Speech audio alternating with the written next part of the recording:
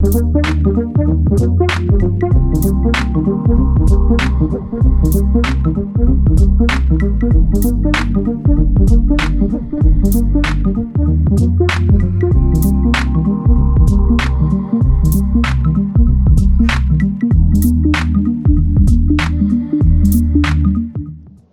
to Studio Talks.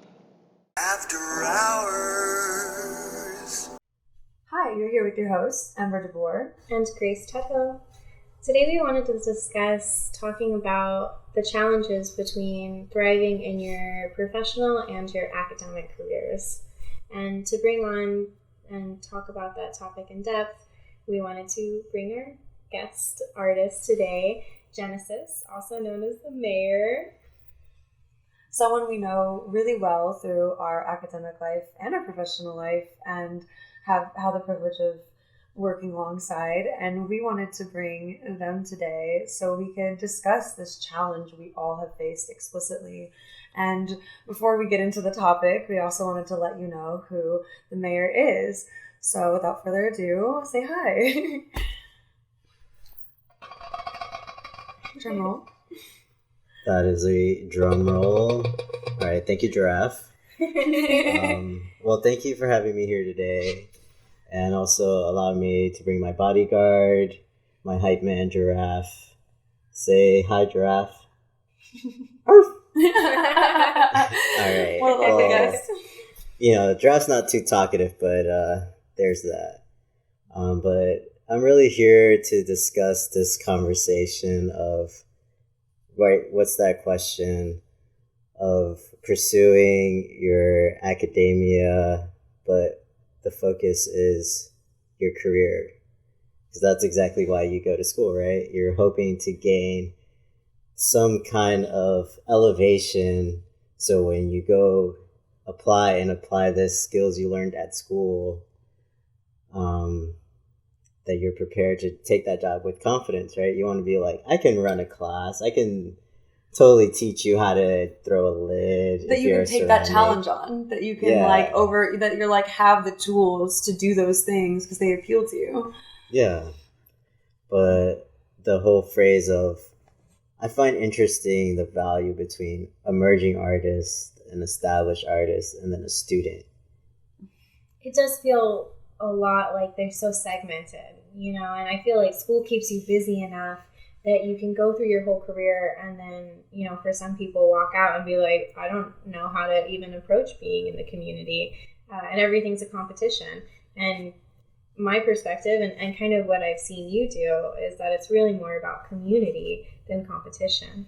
And I've always really admired that. That was my impression of you when I met you at American River College with the ceramics department. Yeah, I figured that way. I mean, that's our whole experience in life, right? We want, as artists, to accomplish these kind of ideas or these inspirations that hit us. But there might be moments where it's hard to express that in actuality because we don't feel we might have the tools or maybe the background to understand how to build those ideas into something physical. So bringing that gap is what I feel like school helps you learn.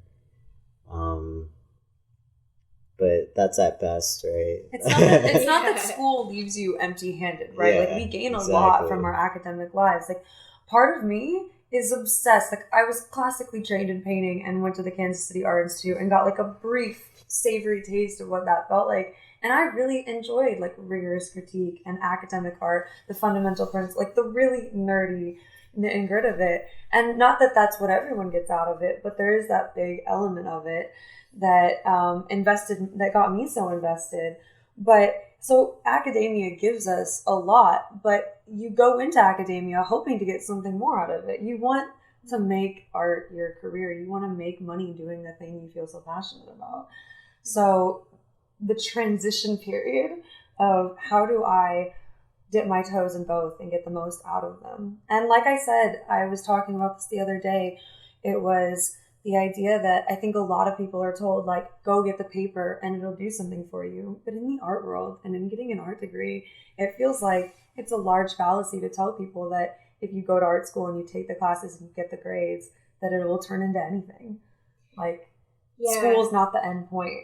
It's in other fields of study, maybe if you're going to be a teacher, right? Like, you get the internship that will set you up, you get the degree, and then you know where to apply and you have the job. And I feel like it's different with artists. You know, you have to continually keep applying for places. And then they come out of their career thinking that it's all a competition. You know, I have to apply for this, and there's this many people that have applied for it as well.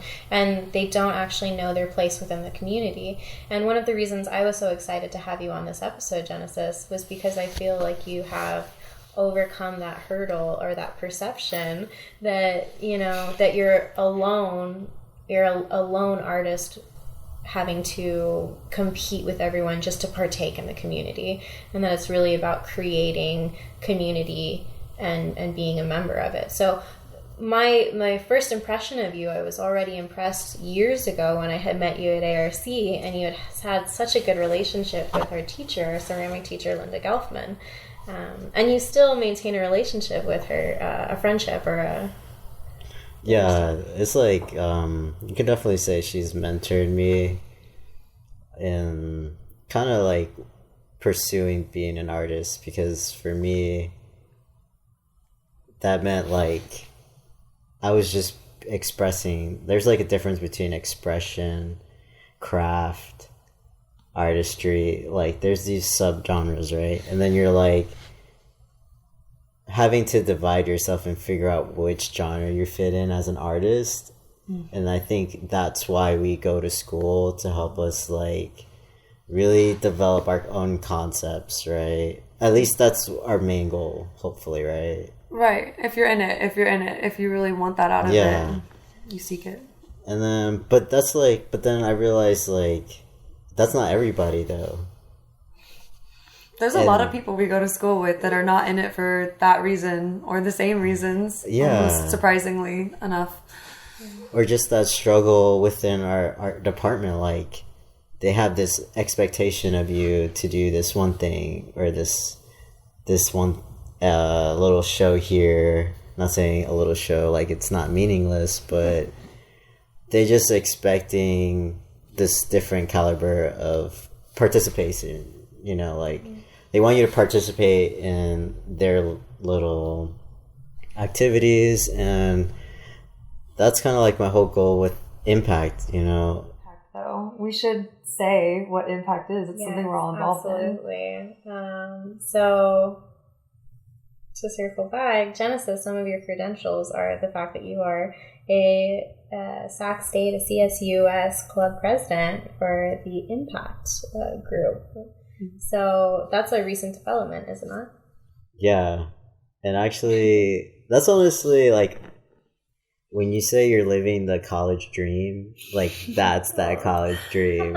Because like, you want to, like, when you go to college, that's the one thing you expect, to develop community with something, right? Absolutely. Because then why go to college, right?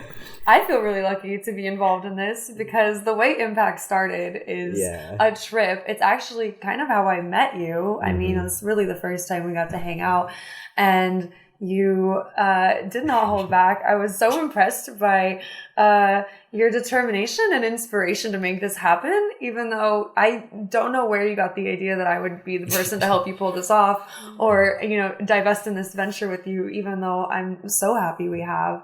But I came over to your studio and we hung out and we came up with an acronym. Yeah. In a single evening, and the entire idea was the acronym, and I give you most of all of the creative credit for this, but it was so cool to be a part of creating this idea with you. So what does IMPACT stand for? It means individuals motivating progress across communities together. We did it. And well, there you go. A little slice of cheese. I hope you like cheesecake, because that's what you got. It's real good cheese. I love cheesecake. So for our listeners who are not familiar with the club, so we're impacting, creating progress within our art communities. But I believe there's an element of kind of like multidisciplinary, right? So you're bringing in a lot of different artists. Yeah. Well, the whole idea is that, right? Like that assignment versus your artwork. And so this whole reason why I created this club is so we can use the resources we're supposed to be given from academia, right? They promise us that we could do this and this and this. So, but nothing is ever given to you.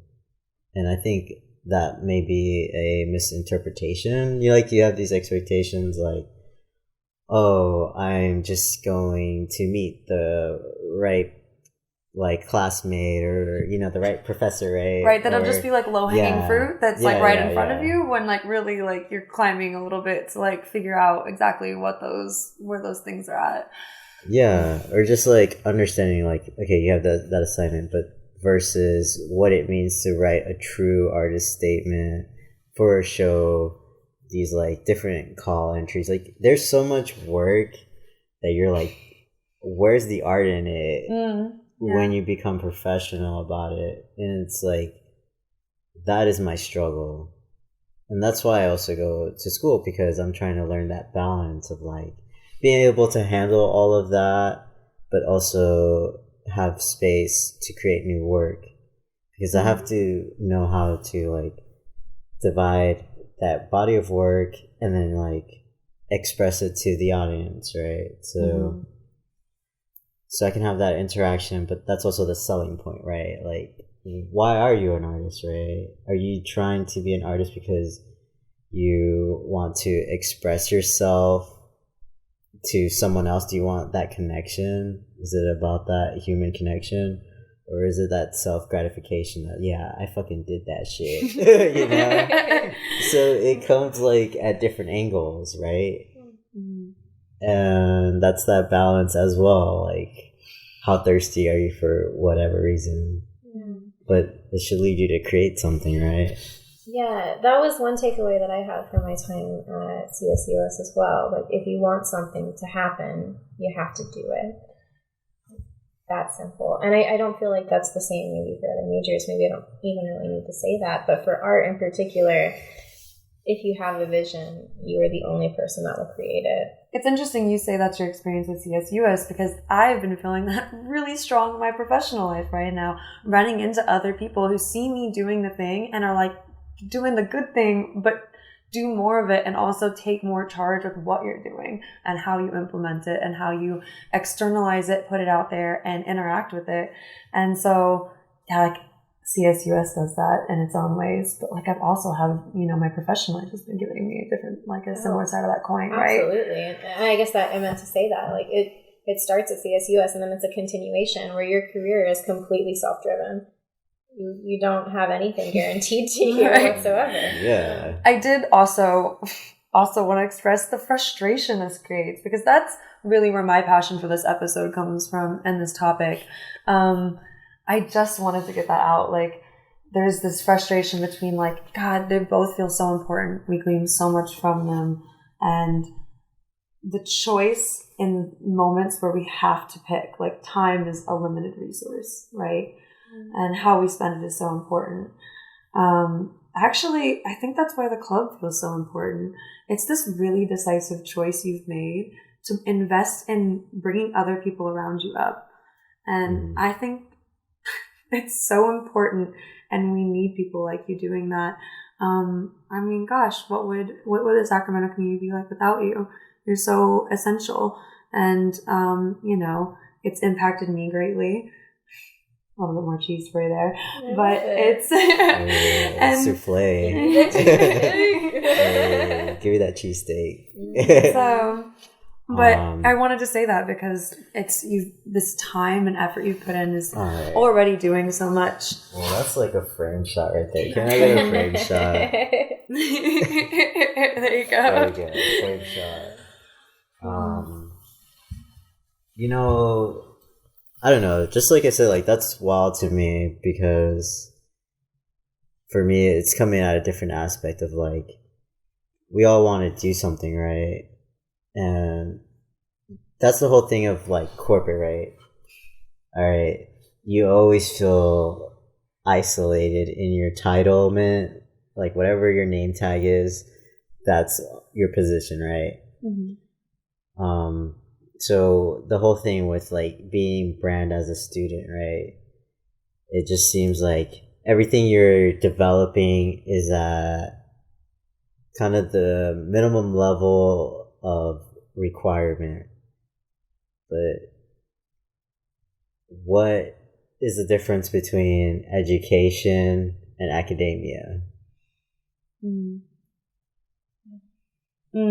Yeah, I mean, that's like hitting the nail on the head for, I think, the entire episode, is that like your education is not always academia, and you really have to prioritize. And I love your quote about like, is it a project or is it your artwork? Is it a grade or is it your artwork? And I always felt like when I was in school that I wasn't getting the best grades because I wasn't checking all the boxes. But I genuinely tried my hardest in every single project that I had. At least not the written ones, but the studio ones. But the visual. Visual art, completely. Yeah. That's how I feel about the block party. If I don't get 100% on that one, but that taught me a lot. Like that I can manage a whole entire event within a short amount of time. Will you tell us about the block party for the listeners? Oh, sure. The block party is part of the Ephemera on a Virtual Campus exhibition.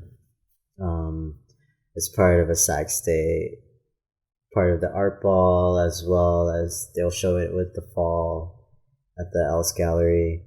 And the whole concept is just capturing that moment that we're in as a campus and how a lot of clubs or in social interactions of like what it means to go to college, right? Has become this virtual reality and how they've come to adjust to that. So just kind of like trying to capture that in a printmaking process. So puns on block. Yeah, puns on block, puns on BYOB, puns on VIP because very important printmakers. That's a good one. I didn't even catch that one. I feel a little silly actually, but we actually have not talked about your artwork yet. So you mentioned being a printmaker, but you are kind of multimedia, right? So you dip your toes in a lot of different. Yeah. I think that's why it's so important for me to work in community, because I work in so many different mediums that it helps me not only want to like actually do these projects, right? But it allows me to develop it in a more intimate level, because I feel like in the classroom you learn more from your peers than your professor, because they're busy doing whatever, right? Or your actual time is spent differently. You only get maybe a couple of moments with them to ask these questions. So your peers are the ones that you're like, how did you do this? Or what technique did you do to do this? So you really learn from your peers. I love the way that you say that. I can really resonate with it, especially in ceramics. Everyone does different things, right? You're special, and in every medium of art, of course. Well, I was actually going to say sculpture feels really lonely when you guys talk about this. Although maybe I like it that way, so I'll let you have it. So with ceramics, it is so community driven, and that everybody is kind of specializing or going in a specific. They're going down a road. They're going in a specific direction.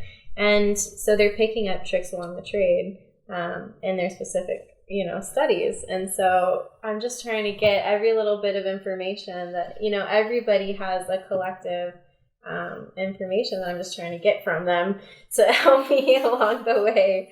Go ahead. Yeah, no, that's what's so important. At least that's what I feel it is. And that's like the whole point I feel engaging in like community because of that aspect. It's not like that I believe that I possess any kind of like thing that makes people want to do it, Although, hold on. I need to say though, before you go on that, I need to say part of it is because you're also a phenomenal artist. You are. You make beautiful work. It's moved me. I've witnessed it. I've witnessed your passion for it, what you put into it. You know, in the little glimpses here and there I get when we pass each other in our little working realms. But, you know, and thank you for that wheelbarrow. Yes, helped deconstruct a wheelbarrow the other day. But most importantly, I've, you know, witnessed your drive and what, you know, some element of like watching your wheels turn and your ideas and how you execute them. And maybe you don't like have like one random little thing that wills people to do all this stuff, but you do intrinsically. People believe you because you're good at what you do, and it shows that you put your time and energy into it. Well, arigato. I just wanted to establish that because we do need to talk about your work and what you make. Well, you know, you're a great printmaker and you're a great ceramicist from what I've seen. Yeah. Well, we did kind of talk about your influence and your community connections within Sacramento State University, but the topic is kind of balancing your professional and your academic. And you have some really great networking skills within the Sacramento area, right? So what are you doing within Sacramento? You have your studio and then also your time at Myrtle Press. Yeah. So like, I don't know. That's also like the thing I always discuss with like other artists is like, do you want to be a big fish in a small pond, or do you want to be a fish in a large ocean? Yeah. And I say I want to be able to swim wherever the fuck I want. So for me, it's more like the whole persona even behind like the mayor is like. One part of it is not just also working in community, but the fact that I work in community is the reason I have the keys to the city. Yeah. Because I have access to not only like different communities or people who know how to do different skill set that want to collaborate with me, which like I'm blessed for that. Right. But also just like facilities. So like what you said, I work with Myrtle Press. That's at the Burge Center of the Arts. And they recently showed in Oakland, and we got to go see it, which was so cool. And shout out to Oak. Yeah, it was a great time. It was really cool to see your work there. But yeah, that's something big that recently that happened with them, right? And just another one of those places you got keys to, right? Yeah, exactly. Because it was wild, like, you know, I went with fellow members of our community, right? And one thing I learned was like, you didn't even say hello to who was here. Yeah, I walked in and didn't even like address like the lady who was like, you know, just gallery sitting. You know, I just said hi to her while we were like loitering in the gallery or whatever. Yeah, so just having like interaction with, you know, other people, I think that's something I'm always like learning, and it's like a shock to people that people think I just do it like, oh, you say what's up to everybody or whatever, but that there's at a point where it's just I don't know, it's kind of that anxious feeling of like, well, hello, here we are. Like, I guess we're sharing this space now. How are you? That's refreshing to hear, because I know I resonate myself, and I'm sure a lot of our audience does too, of being more introverted. And like this whole like, oh, I have to be super extroverted. I have to make connections with every single person I come across, and I have to make a good one. You know, sometimes it really is just like, hi. Or quiet and consistently doing what you do and doing it well speaks louder sometimes. Yeah. That's coming from the extrovert. So, you know, I see it works all the time, but especially for people who really care about their craft, right? And I think that's where admiration for that element of our professional lives comes from. So yeah, that's that grind. Because that's that moment. Like, yeah, you see me zooming through rooms. That's because I'm grinding, trying to finish whatever idea or like layer I'm working on, or, you know, just trying to build that next vessel real quick. It's always like this process of like, what's the next moment, right? Yeah. In that process of capturing it. I don't know. Are you saying that you're always thinking of the future when you're working? I mean, wait, what dimension is this? Right? I don't know. Intergalactic TV. That's the only channel we're on. I know. No, I am. I'm sure we started at 4. Now we're at like 6. So Right. Well, that's sweet to think about. I don't know. The reason I brought this conversation of how we participate in the academic and the professional is because this winter I stepped into gallery space for the first time. And it felt good. It felt good. But I learned a lot so quickly. And it radically changed how I perceived what I was doing with my work and how other people perceived what I was doing with my work. And like, it's not a choice I could unmake. Like, it was like a step towards professionalism and like the next phase in my career. And I like kind of had an idea I wouldn't be able to like take that back, but I didn't really like, as I do in most things, like didn't realize really what I was stepping into or how it would change my perception of what I was already trying to do. And so even just the last 3 or 4 months of working on my sculptures and then also constantly maybe not even getting feedback on them, but literally anything else I'm doing felt so different. I don't know. I think maybe you guys have experienced a little of that as well. Well, I would be mad at myself if I didn't remind you how courageous that is to take opportunities as they come, approach them full-heartedly, and kind of accept the pros and cons that come with it, right? Yeah, right. I think we're all trying to do that. I mean, Genesis, you had a show in Oakland. How challenging is that? Well, it is, right? I mean, like to have it out of town. I mean, there's a lot of hurdles that you have to approach just getting work in different gallery settings. I totally feel that. Like, I was trying to have that conversation of like, when is that moment you realize that you made it, right? Or made it. Yeah, exactly. And so I think that's when it becomes a very personal reflection, because that really could mean anything. Yeah. There really is no rule to that one. So, because like people are like saying like that, right? They'll approach you and like, oh man, you did it. You're like this and you're part of this. And it's like, wow, it's amazing. And you're just like, well, this is like just a sprout moment for me. Yeah. I'm just trying to grasp what that even actually means, but thank you. I've struggled with that. Yeah. Like, for those of us at Sac State, for those of us not in the academic world, it's application season, it's award season for in the art world right now on some level.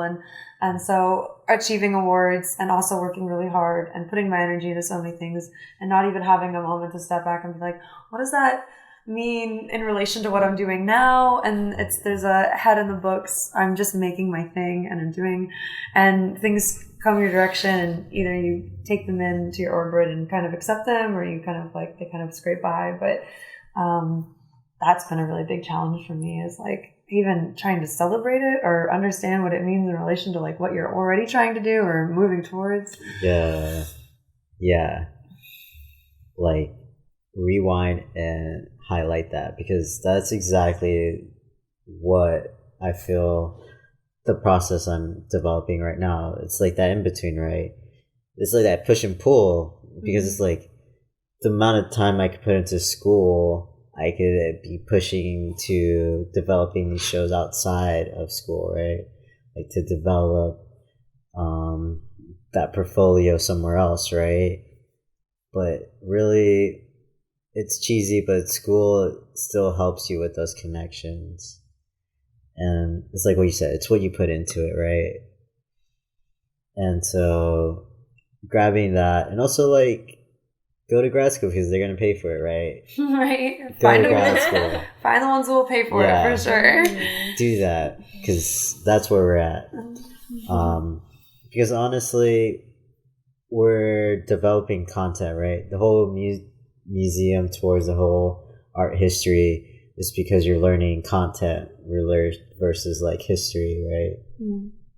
And how that reflect to our human psyche and how we've developed our thinking, art really expresses those moments that I feel like humans go through.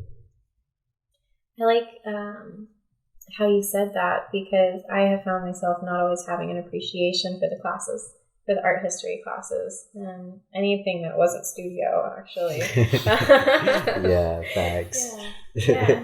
And it's true, you do learn a lot. And it's funny that, like, as much as I dragged my feet when I was taking art history classes, I reference it a lot now, just in daily life, you know, like all the time I think about it. I don't know. I've always thought like you spend at least an hour, 2 days a week in this class, no matter what, you're like required to be there in some capacity, and think about it.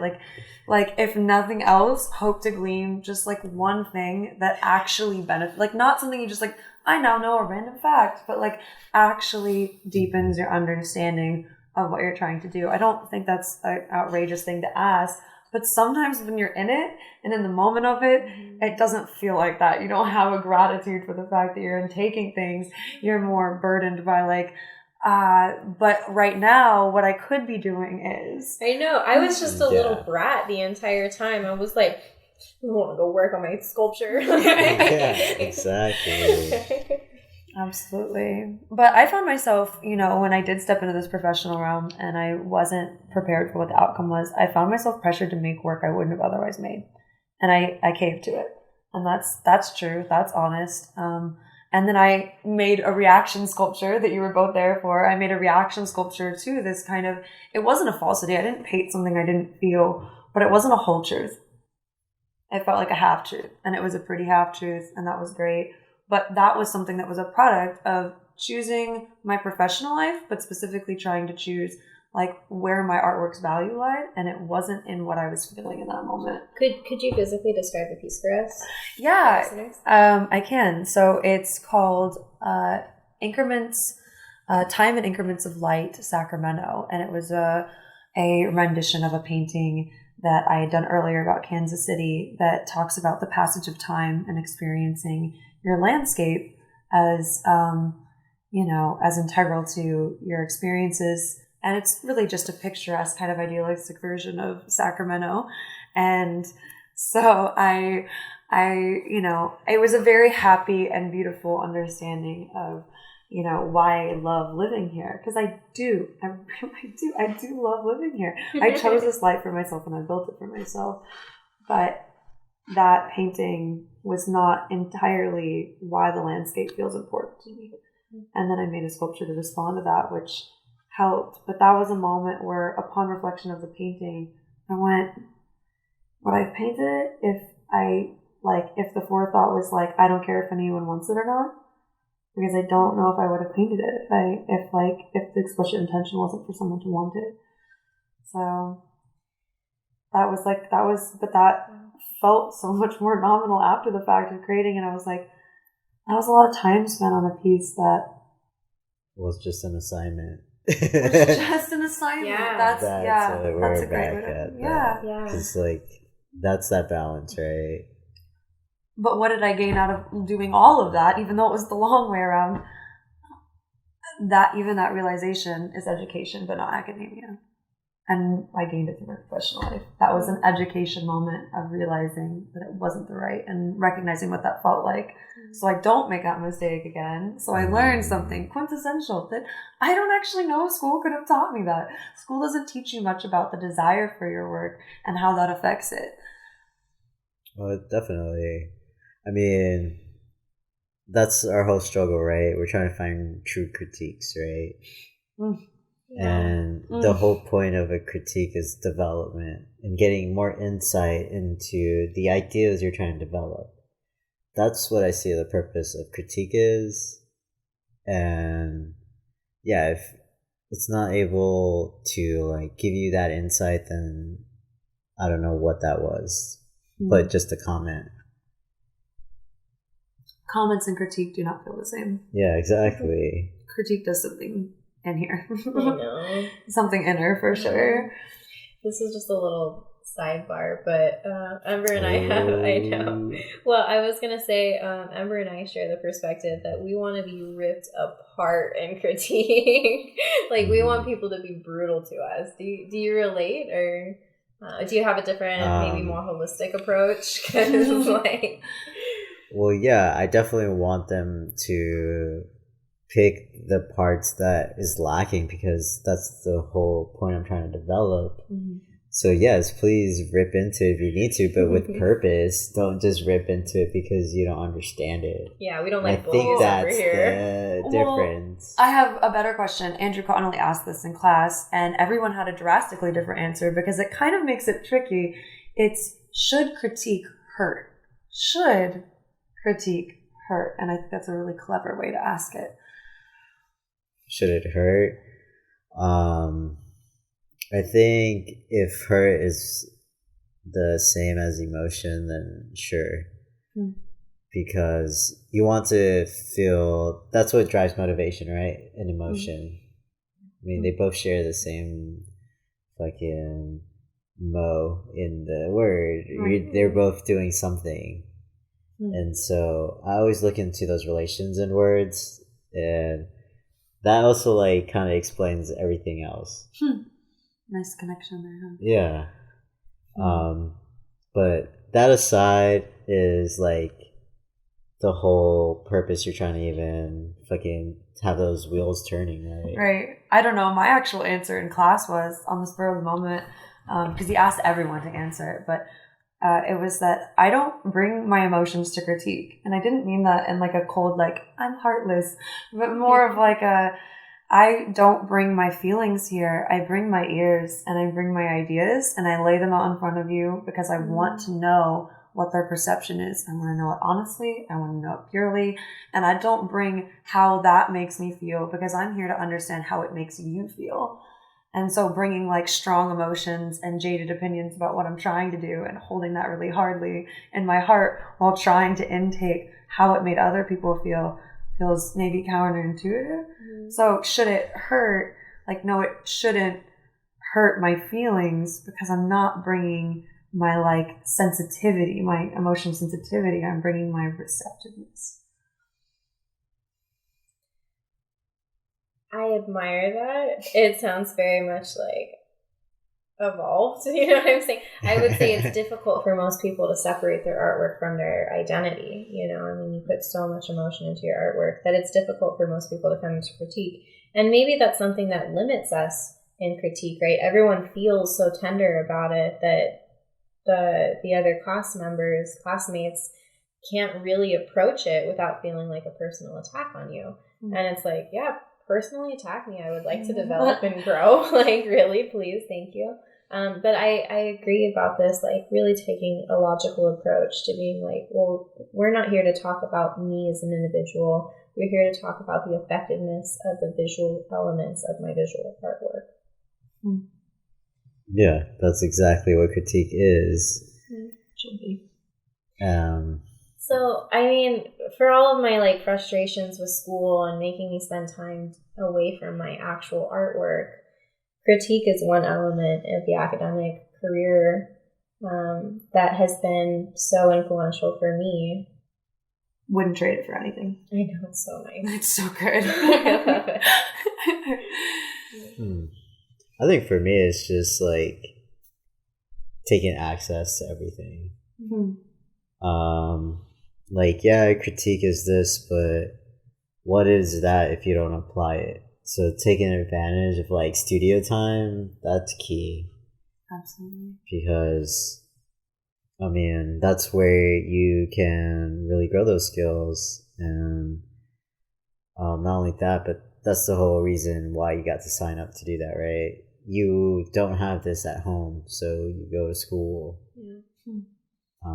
Also, if your peers are really the people you learn from, like, yeah, critique is helpful on that, but also just spending time around them, being in the studio near them, and then like actually observing other people doing their thing is like part of that quintessential thing you get that's just like beyond critique, but also like learning from your peers, which I actually hadn't reflected on that very much until you said that specifically, but I have learned a lot, do's and don'ts, from my peers. Yeah, for sure. I mean, that's education. Yeah, there you go. But no one's half the battle. Well, we talk about community being important, and of course I'm grateful for like the other students and my interactions with them, but like weighing like, how many lessons have I really learned just from interacting with my peers? Like, I had never really weighted it like that in my mind. I'm just like, I go to school and I work really hard, and I just like hope I like learn something new every day. And I'm just like hoping that that's what I get out of it, and that's what I go there for. And like most days I get it, so I keep going, you know? And, but I had never like weighted the idea that like actually, how many more lessons, like quintessential lessons to my process do I learn by watching other people try things and not having to try it myself, or, you know, learning something from someone else's process that I can then incorporate into mine so easily. And yeah, you get scarce moments with your teachers, and they're important and they're formative, but they're not all of it. And I just hadn't really weighted it like that, appreciated it maybe. I think that I have in a lot of ways. I mean, I remember when I did my independent show at Sac State, that my conversations with people about my show expanded my reach and actually gave me permission to kind of think outside the box. And of course, in our professional lives, we give ourselves permission to explore, expand, create. But as a student, you know, you're budding, you need your community to say, oh, you're doing good, keep going. Like, Yeah, well, that's what we take advantage or disadvantage of, because that's the hard phase, right? When you step into the professional realm, that's it. It's on you. That self-drive is on you. And that honestly doesn't just apply to artists. That's actually in any kind of career. You have to just like be self-driven to do anything. It doesn't just like float your way. Yeah. It's not just like you have to hurl yourself into the thing. I talked briefly another day about how there's this misconception that I think a lot of people have depending on the kind of like city they live in. Like I've talked about it in Kansas City versus like big cities, but this idea that like somehow community, like your community, the one that's meant for you, the one that you fit into, the one that shares your interests, will just like find you. Like there's some element of you have to find it.